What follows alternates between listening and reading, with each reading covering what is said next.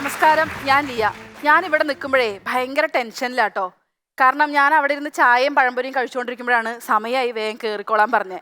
ഈ പെട്ടെന്ന് കയറിയതുകൊണ്ട് counter തെറ്റിപ്പോവോ content മറന്നു പോവോ എന്നുള്ള ടെൻഷനൊന്നും എനിക്കില്ല. പക്ഷെ എൻ്റെ പഴംപൊരി ആരെങ്കിലും എടുക്കുമോ എന്ന് ആലോചിച്ചിട്ട് എനിക്ക് ഭയങ്കര ടെൻഷനുണ്ട്. ഇങ്ങനെയൊക്കെ ഞാൻ പറയുമ്പോഴേ എന്നോട് എല്ലാവരും പറയും, ലിയേ നീ നിന്റെ കുട്ടിക്കളിയൊക്കെ നിർത്തി കുറച്ചുകൂടെ മെച്ചൂർഡ് ആവണമെന്ന്. പിന്നെ അങ്ങനെ മാറ്റാനും മറക്കാനൊക്കെ പറ്റുന്നതാണോ നമ്മുടെ കുട്ടിക്കളിയും കുട്ടിക്കാലവും ഒക്കെ? തക്കം കിട്ടിയാൽ ഒന്നുകൂടെ കുട്ടിക്കാലത്തേക്ക് പോകണമെന്ന് ആഗ്രഹിക്കുന്നവരാണ് നമ്മൾ, അല്ലേ രമേശ് ചേട്ടാ?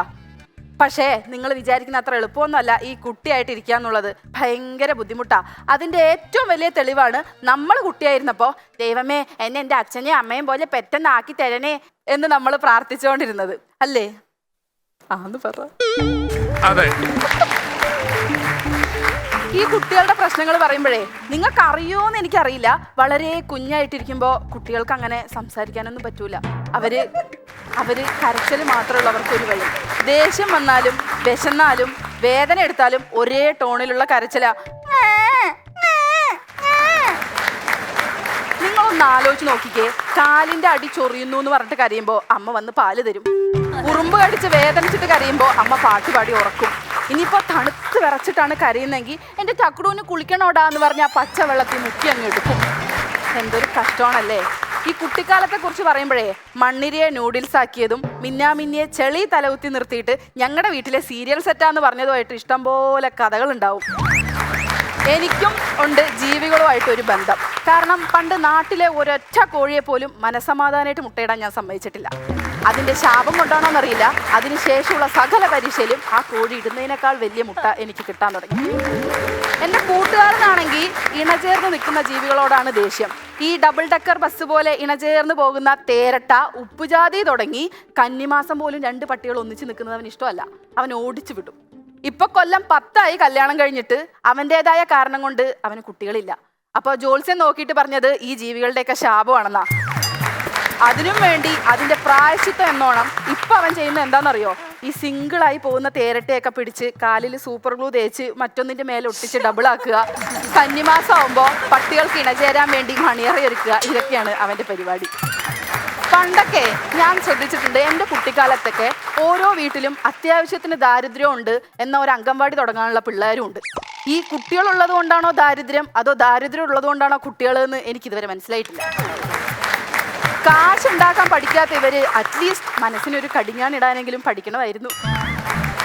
പണ്ടൊക്കെ 10-12 മക്കളുള്ളിടത്തെ ആദ്യത്തെ കുട്ടിക്ക് ഇട്ട പേര് തന്നെ ചിലപ്പോൾ മാറി മറന്നുപോയിട്ട് 5ാമത്തെ 6ാമത്തെ കുട്ടിക്ക് കിട്ടുമെന്ന് വരും. അതുപോലും ഒരു പ്രശ്നമല്ല. എന്നാൽ ഇന്ന് ആകെയുള്ള ഒരു കൊച്ചിന് അച്ഛൻ്റെയും അമ്മയുടെയും പേരിൻ്റെ തുടക്കം വെച്ച് പേരിടണോ എന്നുള്ളതാണ് പ്രശ്നം. നിമ്മീന്ന് പേരുള്ള എൻ്റെ കൂട്ടുകാരിയും പവിത്രൻ എന്ന് പേരുള്ള അവളുടെ ഭർത്താവും കൂടെ കൊച്ചിന് നിപ്പാന്ന് പേരിടുമോ പനീന്ന് പേരിടുമോ എന്നുള്ള കൺഫ്യൂഷനില്ല. അപ്പോൾ ഞാനവരോട് പറഞ്ഞേ, നിങ്ങൾ കുറച്ച് നാൾ മുമ്പ് സാമൂഹിക അകലം പാലിച്ചിരുന്നെങ്കിൽ ഇപ്പം ഈ നിപ്പയുടെ പനിയുടെ ഒന്നും ഒരു പ്രശ്നം ഉണ്ടാവില്ലായിരുന്നു. അതുപോലെ തന്നെയാണ് എൻ്റെ കൂട്ടുകാരും ഞങ്ങളും ഒക്കെ വളർന്നത് ഭയങ്കര ഫ്രീ ആയിട്ടാണ് ഞങ്ങളെ വളർത്തിയത്. അതെ, റേഷൻ കടയിൽ നിന്ന് ഫ്രീ ആയിട്ട് കിട്ടുന്ന അരി തന്നിട്ടേ. എൻ്റെ അമ്മയുടെ സൂപ്പർ മാർക്കറ്റും ലുലു മാളും ഒക്കെ ആയിരുന്നു റേഷൻ കടയും മാവേലി സ്റ്റോറും. ഞാൻ അവിടെ നിൽക്കാത്ത ക്യൂ ഇല്ല, കാണാത്ത ആൾക്കാരില്ല. സത്യം പറഞ്ഞാൽ ഇപ്പോഴത്തെ സെലിബ്രിറ്റീസ് ഒക്കെ ഗോൾഡൻ വിസയ്ക്ക് അപ്ലൈ ചെയ്തിട്ട് അത് കിട്ടുന്ന സന്തോഷമാണ് എൻ്റെ അമ്മയ്ക്ക് റേഷൻ കാർഡിന് അപ്ലൈ ചെയ്തിട്ട് BPL കാർഡ് കിട്ടുമ്പോൾ. എന്തിന്? ഷീറ്റിട്ട വീടിന് BPL കാർഡും കൂടെ 5 കിലോ അരി എക്സ്ട്രായും ഉണ്ടെന്ന് പറഞ്ഞിട്ട് ഞങ്ങളുടെ വാർപ്പ് വീട് പൊളിച്ച് ഷീറ്റിട്ട ആളാണ് എൻ്റെ അമ്മ. സാധാരണ അമ്മമാരൊക്കെ മക്കളോടെ മോളെ തലമറന്ന് എണ്ണ തേക്കരുതെന്ന് പറയുമ്പോൾ എൻ്റെ അമ്മ നമ്മുടെ സലീം കുമാർ ഏട്ടൻ്റെ ഡയലോഗായ മോളെ റേഷൻ കട മറന്ന് മണ്ണെണ്ണ വാങ്ങല്ലേ എന്നാണ് എന്നെ പഠിപ്പിച്ചിരിക്കുന്നത്. ഇപ്പോഴത്തെ പിള്ളേർ പറയും എനിക്ക് സെലിബ്രിറ്റി ക്രഷ് ഉണ്ട്, എനിക്ക് കോളേജ് ക്രഷ് ഉണ്ട്, എനിക്ക് ക്യാമ്പസ് ക്രഷ് ഉണ്ട് എന്നൊക്കെ. അങ്ങനെ പറയുകയാണെങ്കിൽ എനിക്ക് റേഷൻ കടയിൽ കുറേ ക്രഷ് ഉണ്ടായിരുന്നു. അതെ, എല്ലാ മാസവും റേഷൻ വാങ്ങാൻ പോകുമ്പോൾ കാണുന്ന ആൾ. അതിന് പുറമെ ഒരു ബസ്സിലൊരു ക്രഷ് ഉണ്ടായിരുന്നു. ആ ക്രഷ് പതുക്കെ ലവിലോട്ടെത്തി. അത് എൻ്റെ ഷെയർ ലിസ്റ്റിലെ 3ാമത്തെ ആളായത് കൊണ്ടല്ല, എനിക്കെന്തോ ആളെ കണ്ടപ്പോൾ പെട്ടെന്നൊരു ഫീലിങ്സ് തോന്നി. ഞാൻ ശരിക്കും ആളെൻ്റെ അടുത്തേക്ക് വരുമ്പോൾ വല്ലാത്ത ഫീലിങ്സ്. ഞാൻ ഏതോ മായാ ലോകത്തൊക്കെ എത്തിയൊരവസ്ഥ. അപ്പം ഞാൻ വിചാരിച്ചു അത് പ്രേമത്തിൻ്റെയാണ്. പിന്നെ മനസ്സിലായത് അവൻ വലിച്ച എന്തിൻ്റെയോ പുകയടിച്ചിട്ടാന്ന്. അവൻ്റെ ബുദ്ധിയെക്കുറിച്ച് ഒരൊറ്റ വാക്കി പറയണമെങ്കിൽ ബ്ലഡ് ടെസ്റ്റ് ചെയ്തപ്പോഴല്ലാതെ A+ എന്നൊരു ചിഹ്നം അവന് കിട്ടിയിട്ടേ ഇല്ല. പിന്നെ അമ്മേ പ്രേമം പവിത്രമല്ലേ എന്ന് ചോദിച്ചപ്പോൾ പ്രേമിച്ചാൽ നിന്റെ 16 ആണെന്ന് അമ്മ പറഞ്ഞതുകൊണ്ട് ഞാൻ ആ പ്രേമം അങ്ങ് നിർത്തി. അല്ലേലും എൻ്റെ അമ്മയെ ഇമാതിരി വഴിതെറ്റിച്ച് വിടുന്നത് എൻ്റെ അമ്മയുടെ സുഹൃത്തും വഴികാട്ടിയുമായ അപ്പുറത്തെ വീട്ടിലെ അമ്മായിയാണ്. അമ്മായിയെ കുറിച്ച് പറയണമെങ്കിൽ കോളേജൊക്കെ കഴിഞ്ഞിട്ട് ഞാൻ വിദേശത്ത് പോയി പഠിക്കണമെന്ന് പറഞ്ഞപ്പോൾ ആ അമ്മായി പറഞ്ഞു, അയ്യോ വിദേശത്തൊന്നും പോയി പഠിക്കാൻ പറ്റൂല, നീ PSC പോയി പഠിച്ചാൽ മതിയെന്ന്.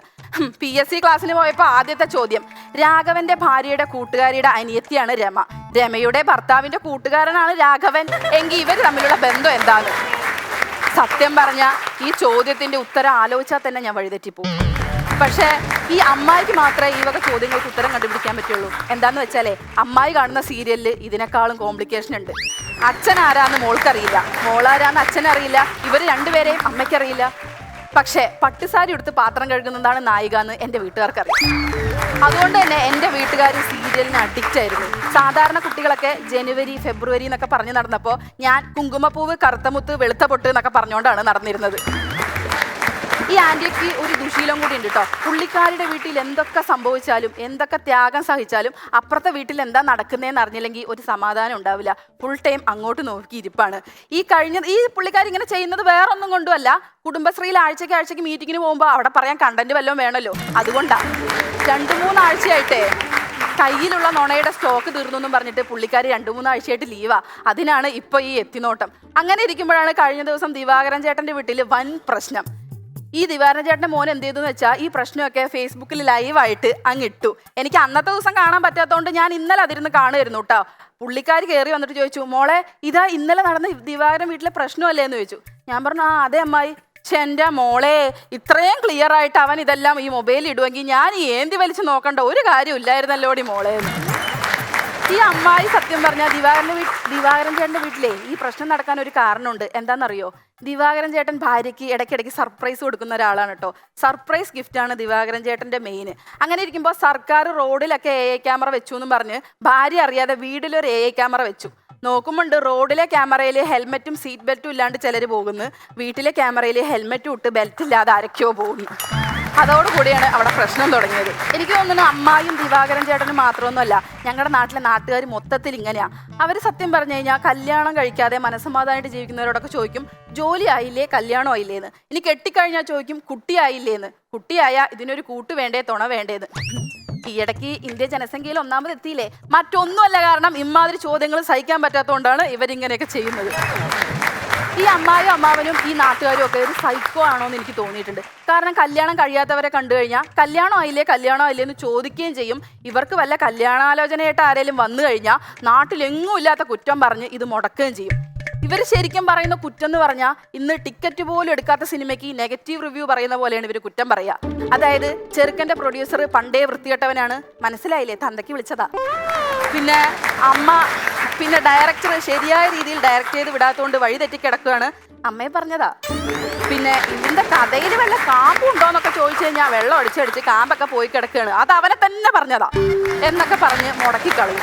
സത്യം പറഞ്ഞാൽ ഞാൻ കുട്ടിക്കാലത്തെ കുറിച്ച് പറഞ്ഞിട്ട് ഇപ്പം നാട്ടുകാരിൽ വരെ എത്തി. അപ്പം നിങ്ങൾ വിചാരിക്കും, ഓ നാട്ടുകാർ നല്ല ഫ്രഷ് കണ്ടന്റ് ആണല്ലോ എന്ന്. പക്ഷേ ബാംഗ്ലൂർ ഡേ സിനിമയിലെ പാർവതി ചേച്ചി പറയുന്ന പോലെ ഓരോരോ ജനലിലൂടെയുള്ള കാഴ്ചകൾ വ്യത്യസ്തമായിരിക്കും. അങ്ങനെ എൻ്റെ വീടിൻ്റെ ജനലിലൂടെ ഞാൻ നോക്കിയപ്പോൾ കണ്ട നാട്ടുകാരെ കുറിച്ചാണ് ഞാനിവിടെ പറഞ്ഞത്.